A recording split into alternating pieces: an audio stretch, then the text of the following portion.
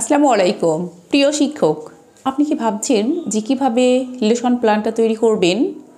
আর যদি সেটা হয় ইংরেজির, তাহলে ভিডিওটি আপনার জন্য।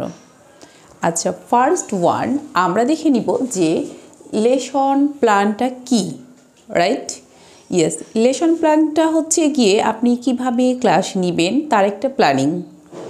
তো আচ্ছা, একজন শিক্ষকই তো একজন অনেক বড় প্ল্যানার, সেটা ঠিক আছে, কিন্তু তারপরেও আপনি যদি আপনার ক্লাসটাকে টোটালি প্ল্যানড করে না নেন, তাহলে কিন্তু আপনার ক্লাসটা অনেক বেশি এলোমেলো হয়ে যাবে এবং আপনার যে কাঙ্ক্ষিত লার্নিং আউটকামস বা শিখন ফল সেটা অর্জন নাও হতে পারে।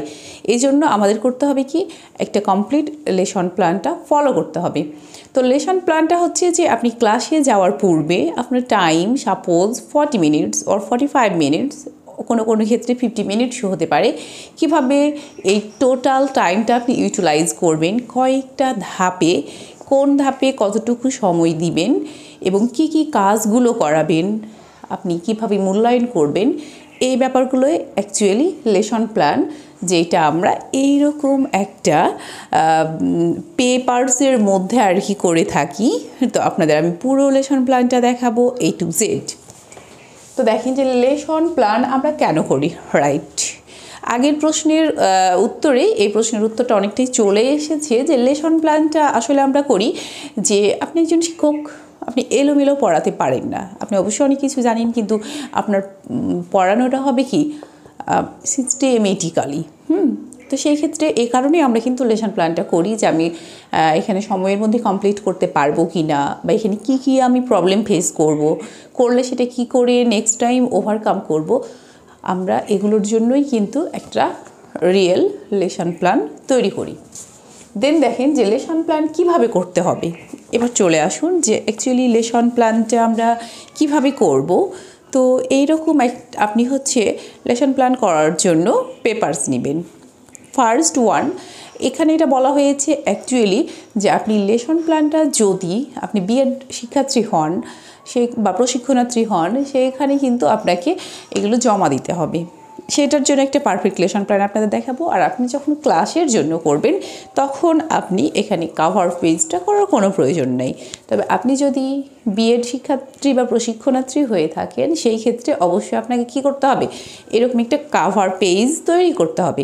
এবং কাভার পেজটাকে দেখেন আপনি আপনার মতো করে কিন্তু করতে পারেন। আমার জাস্ট এটা একটা স্যাম্পল, এইভাবে যে করতে হবে তা কিন্তু না, আপনি এটা ফলো করতেও পারেন আপনি মনের মতো করে। এটা আমি হচ্ছে বাংলাদেশ যেটা ওপেন ইউনিভার্সিটি সেটার একটা স্যাম্পল দেখাচ্ছি। আপনি যে বিশ্ববিদ্যালয়ের আন্ডারে করবেন সেটার নাম দেবেন, দেন হচ্ছে লিখলেন যে লেসন প্ল্যান, তারপরে হচ্ছে আপনার এটা বিএড প্রোগ্রাম না কি প্রোগ্রামের নাম সেইটা দিবেন, দেন হচ্ছে টিউটোরিয়াল সেন্টারটা আপনার কোথায়, এটা যেমন রাজশাহী টিচার্স ট্রেনিং কলেজ, যার যেখানে হবে সেইটা দিবেন। দেন আপনারা হচ্ছে গিয়ে ট্রেনিং যিনি তার নাম কি, মানে আপনার নাম কি, যদি আপনি প্রশিক্ষণার্থী হয়ে থাকেন আপনার একটা আইডি থাকবে, যেটা আমরা রোল বলি আর কি, আইডি। দেন হচ্ছে গিয়ে প্রোগ্রাম কত কি, BEd first semester second semester সেটা উল্লেখ করবেন, সাবজেক্ট দিবেন, ইডিবিএন বলতে এখানে সাবজেক্টের একটা কোড থাকে সেইটা দিবেন, আর হচ্ছে লাস্ট ওয়ান আপনি ডেট দিবেন যে আপনার কত তারিখ এটা জমা দিচ্ছেন। তো আপনি যদি ক্লাসের জন্য করতে যান তাহলে এই পেজটা কুইট করতে পারেন। দেন ক্লাসের জন্য আপনাকে যেটা আসতে হবে এখান থেকে শুরু করবেন। ওকে, তো আপনি হলো গিয়ে যখন বিএডের জন্য করতে যাচ্ছেন, দেন এই যে দেখেন অপোজিট পেজটা কিন্তু আপনি ফাঁকা রাখবেন। এইবার দেখেন এখানে লেসন প্ল্যান লিখলেন, এখানে চারিদিকে একটা বর্ডার দিবেন। এখানে কিন্তু যথেষ্ট গ্যাপ দেওয়া আছে, যেহেতু এটা বাধাই করানো আছে ওই জন্য ওটা বোঝা যাচ্ছে না। It's the perfect system. তো দেখেন এবার আপনি কি দিবেন যে নেম অফ স্কুল বা ইনস্টিটিউশন দিলে বেস্ট হয়, যে আপনার স্কুলের নামটা কি সেটা এখানে দিলেন। তারপরে দিলেন যে আপনার টিচার্স নেম, মানে আপনার নাম, শিক্ষকের নাম, রোল নাম্বার দিবেন আপনার রোল। তারপরে আপনি কোন সেশনে আছেন সেইটা দিবেন, নাম্বার অফ স্টুডেন্ট কত, বয়েজ অ্যান্ড গার্ল যদি আলাদা আলাদা আপনাদের থাকে সেটা ওখানে দিয়ে দিবেন। আর শুধু যদি বয়েজ বা শুধু গার্ল হইলে তো কোনো কথাই নাই।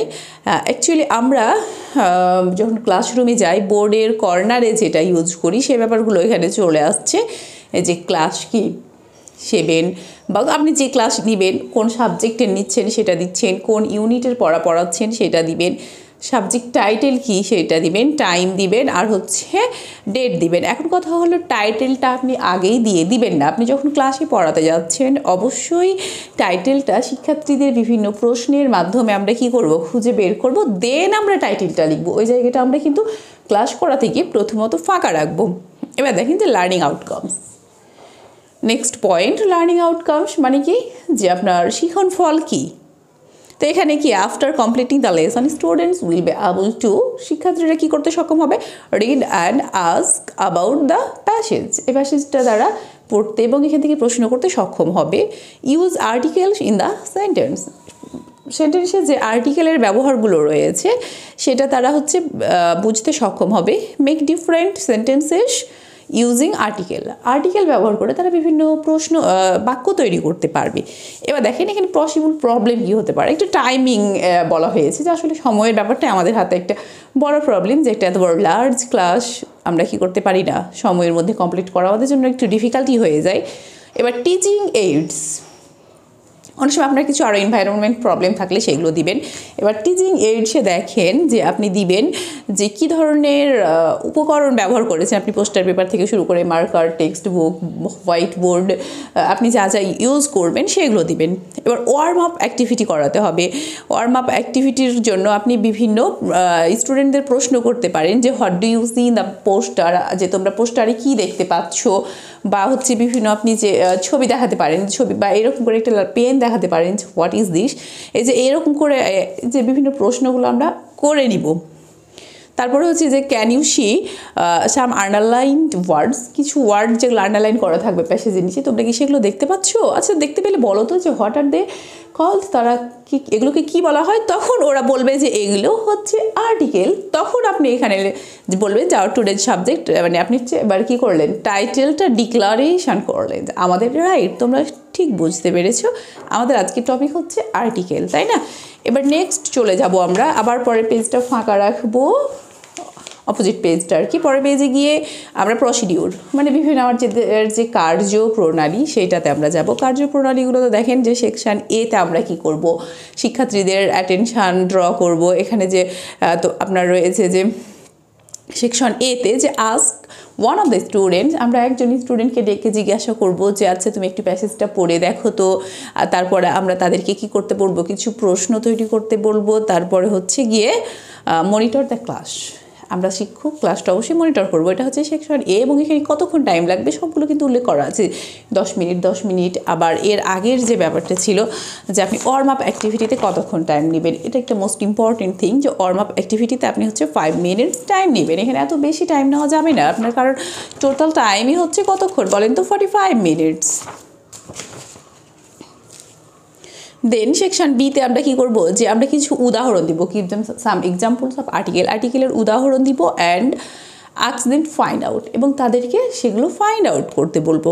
তারপর ask the students to answer how many articles are, কতগুলো আর্টিকেলস আছে তাদেরকে জিজ্ঞাসা করব। এলিশিট দ্য অ্যান্সারটা আমরা একটু বিস্তারিত আলোচনা করব, ক্লাসটা মনিটর করব। 10 মিনিট গেল। সেকশন সি যেটা আপনার আরও 10 মিনিটস আমরা এখানে পাবো। আমরা বলবো যে আবার কি করে, যে look at the underline word, আমরা কিছু বোর্ডে শব্দ লিখে দিব যে তোমরা এগুলো দেখো এবং একজন আরেকজনকে জিজ্ঞাসা করো এবং তোমরা আইডেন্টিফাই করো যে এখানে সঠিক আর্টিকেলটা কী হবে।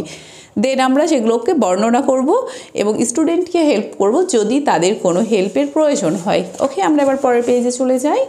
একই সিস্টেম সেকশন ডি এর জন্য আমরা টাইম পাচ্ছি 5 মিনিট। দেখেন যে শোয়িং আ প্যাসেজ, এবার আমরা একটা প্যাসেজ দেখাবো এবং সেখান থেকে তাদেরকে কিছু ফিল ইন দ্য ব্ল্যাঙ্ক দিয়ে দিব।